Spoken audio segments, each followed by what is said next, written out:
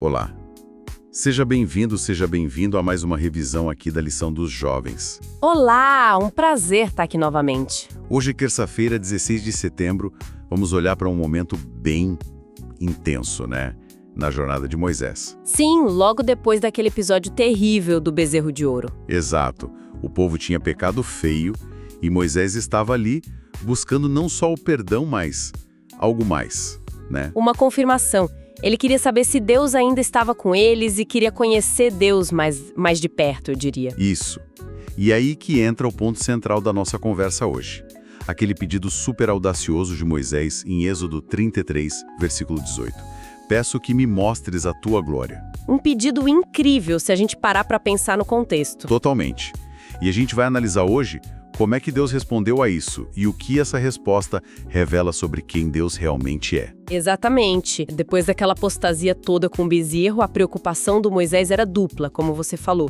Primeiro, garantir que Deus continuaria guiando o povo, né? Para a Terra Prometida, digamos assim? A liderança. Isso. Mas tinha também essa busca pessoal, mais íntima. Conhecer o próprio Senhor. Esse clamor para ver a glória de Deus é um pedido por uma revelação mais profunda mesmo, da essência dele. Certo. Não era só querer ver um show de luzes, então. Era algo mais existencial. Deus, quem você é de verdade. Perfeito. E a resposta de Deus, que a gente encontra ali em Êxodo 33, nos versículos 19 a 23, fascinante a palavra. É mesmo. Porque Deus concorda em revelar sua glória, mas ele meio que redefine o termo, né? Sim, ele estabelece os termos. Ele diz que vai fazer passar toda a sua bondade diante de Moisés. Bondade, não poder ou majestade. Exato. Ele conecta a glória com bondade. Isso já muda tudo. Muda completamente. E isso é crucial. A fonte que a gente estudou comenta, citando Ellen White, que a glória de Deus é a sua bondade, o seu caráter. É interessante essa conexão direta. Sim, está em vários lugares, como Atos dos Apóstolos, Parábolas de Jesus. A ideia é que não se trata primariamente de um espetáculo visual, avassalador, sabe? Entendi. É mais sobre a essência de Deus mesmo, a natureza dele. Exatamente. A natureza benevolente, misericordiosa, quem ele é por dentro, digamos assim. E a fonte aprofunda isso, né? Tem uma citação que eu achei muito forte. Qual delas? Aquela que diz: para Deus, a glória é conceder sua virtude aos seus filhos. Ele deseja ver homens e mulheres alcançarem um mais elevado padrão. Sim, essa é poderosa. Mostra que a glória de Deus não é algo que ele guarda para si, egoisticamente. Pelo contrário, é algo que ele quer compartilhar, que ele quer ver florescendo na gente. Isso. E tem mais, né? O material também diz que a glória dele é vista ao envolver pecadores arrependidos em seus braços. Nossa, que imagem linda. E prover o necessário para a transformação deles. Pensa na beleza disso. A glória máxima do Criador se revelando na acolhida de quem está quebrado, na restauração. Faz todo sentido. E qual seria então a implicação disso para nós?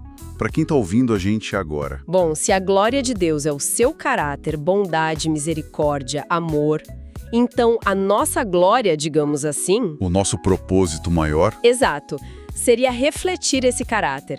É colocar em prática essa misericórdia, esse amor, essa bondade nas nossas ações diárias. Então a gente se torna como que portadores dessa luz, dessa glória. Isso.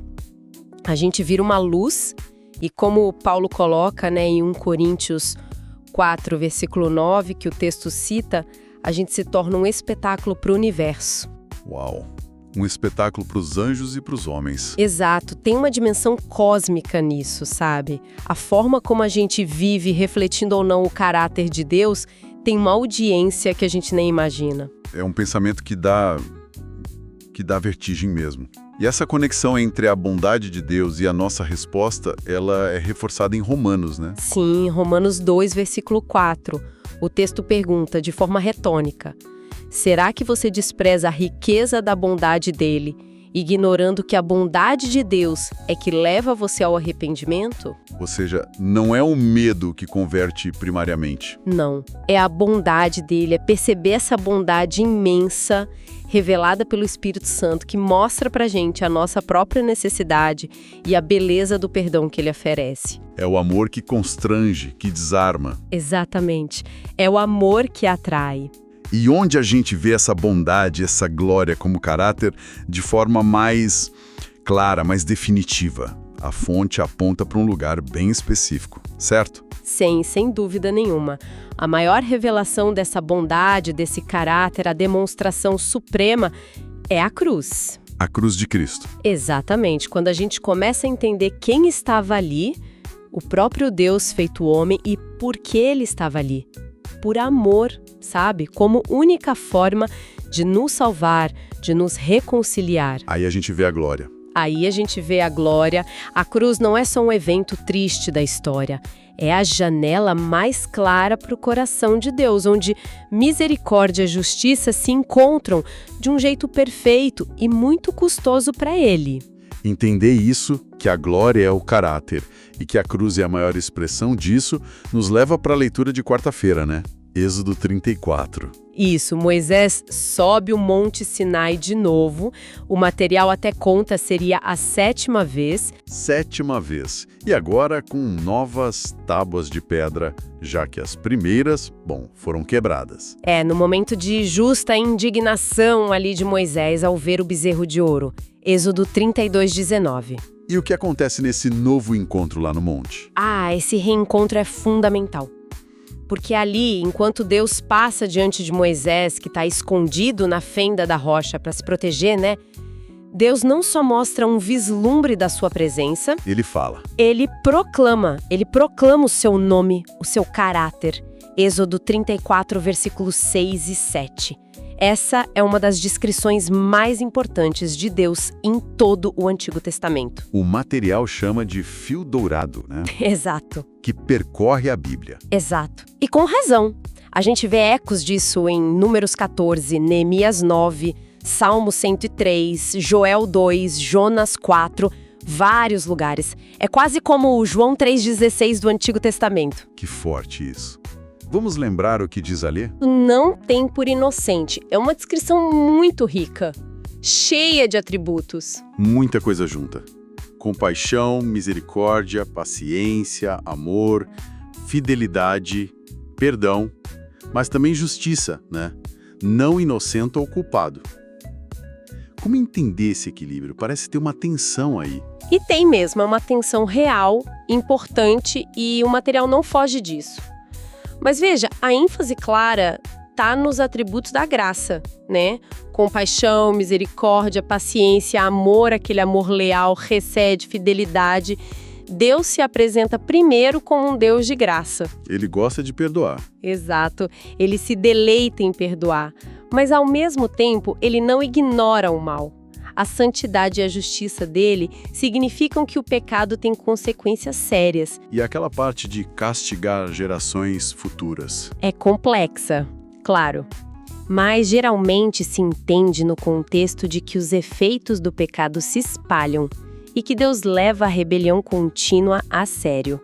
Não anula o perdão individual, mas mostra que a justiça não pode ser ignorada. Entendi. Mas o ponto central é que a misericórdia vem primeiro e é maior, digamos assim. Isso. Na autorrevelação de Deus, a misericórdia tem precedência e abundância. Mas a justiça faz parte integral do caráter dele também. São os dois lados da mesma moeda santa. E qual foi a reação de Moisés ao ouvir essa proclamação toda? Ele ficou ali, tentando entender a tensão, argumentou? Que nada. A reação foi imediata. Instintiva. O texto diz, e o material destaca isso, imediatamente Moisés curvou-se com o rosto em terra e adorou. Adoração pura. sem debate. E exatamente. Sem argumentação, só rendição e reverência. Isso mostra um princípio-chave, né? Quando a gente tem um vislumbre genuíno do caráter de Deus, com toda essa complexidade de amor, graça, justiça, santidade, A resposta natural é adorar. é adorar. Não é primariamente um debate intelectual, é uma resposta do coração. Conhecer a Deus assim inspira amor, reverência. É como João diz, né? Nós amamos porque ele nos amou primeiro. A revelação do caráter desperta o amor. Faz sentido. Essa revelação não é só para informar, é para relacionar, ela chama para uma resposta. E Deus não para só na proclamação, certo? Ele age ali também. Sim, totalmente. A revelação do caráter está ligada à ação de Deus na aliança. Ali mesmo no Sinai, depois de se descrever, Deus renova a aliança com Israel. Ele reafirma o compromisso. Isso. Ele não só diz quem ele é, mas reafirma suas promessas. Lá em Êxodo 34, versículo 10, ele diz: "Farei prodígios jamais realizados. O povo no meio do qual você habita verá a obra maravilhosa que eu, o Senhor, farei." É uma promessa de ação divina poderosa. Uau! Mas essa aliança renovada, ela vem com condições, né? Como a primeira. Exatamente. A aliança é sempre uma via de mão dupla. A graça de Deus é a base, a iniciativa é dele, sem dúvida. Mas a experiência das bênçãos, a comunhão, depende da resposta do povo. E quais são essas condições? O material ressalta que as condições estão resumidas ali nos 10 mandamentos, que Deus manda Moisés escrever de novo nas tábuas. Êxodo 34, versículos 27 e 28. Ah, então a lei volta a ter um papel central. Sim, mas não como um jeito de merecer o favor de Deus, entende? A obediência é vista como a resposta de amor, de lealdade, de confiança a esse Deus que se revelou tão misericordioso e fiel. Essa resposta de obediência por amor, a aliança perde o sentido prático. Ok. Então, se a gente fosse resumir os principais pontos dessa nossa conversa sobre Êxodo 33 e 34, o que seria o essencial? Acho que o essencial é que a glória de Deus que Moisés tanto queria ver foi revelada principalmente como seu caráter. Não como poder bruto ou luz ofuscante. Isso, mas como a sua bondade extraordinária, sua compaixão, misericórdia, paciência, fidelidade e também sua justiça. É quem Deus é na sua essência mais profunda. E essa essência é boa, é amorosa, mas também é justa e santa. Exatamente.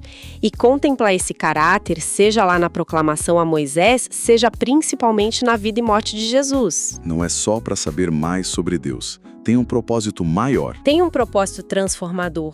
Conhecer a Deus assim, de forma íntima, como Ele se revelou, é para nos mudar. Não é só acumular teologia na cabeça. De jeito nenhum. É para despertar na gente uma adoração de verdade, um amor profundo por Ele que nos amou primeiro e um desejo sincero de viver de acordo com esse amor. Refletindo o caráter dele no mundo, sendo espelhos da sua bondade. Exatamente. Mesmo que de forma imperfeita, né? Mas é esse o chamado. Essa jornada toda de Moisés buscando a glória de Deus acaba nos fazendo pensar na nossa própria busca, né? E o material deixa uma pergunta no ar. Sim, uma pergunta importante para a gente refletir, especialmente pensando na cruz como a maior revelação desse caráter divino. Que é, quanto tempo a gente dedica de verdade, diariamente, para pensar sobre a cruz e o que ela revela sobre o caráter de Deus? Não só como um fato histórico, né? Mas como a revelação mais profunda do amor, do sacrifício, da justiça, da misericórdia dele. O que isso significa para mim hoje? Fica aí essa provocação para nossa reflexão pessoal. Se a glória de Deus é o seu caráter, e isso se revela de forma suprema no amor sacrificial da cruz, como é que olhar para isso todo dia pode mudar, não só como a gente vê Deus, mas como a gente vive? Uma ótima pergunta para a gente levar conosco. Com certeza. Bom, por hoje é isso. Foi muito bom conversar sobre isso. Sempre bom. Até amanhã no próximo estudo, pessoal. Até mais. Até mais.